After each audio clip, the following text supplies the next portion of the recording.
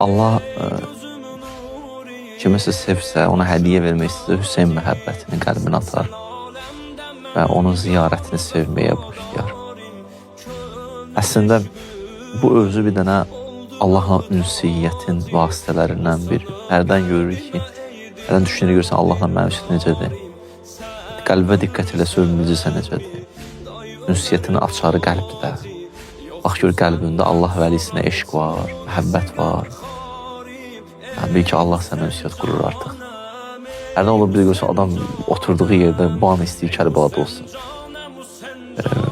Bilmirsən, nə hisdir, hardan gəldi. Amma biz bunu bilirik ki, nəticə səbəbsiz deyil. Nəticə varsa mütləq səbəb var. Qəlbində sevgi varsa, sevgini yaradan səbəb var.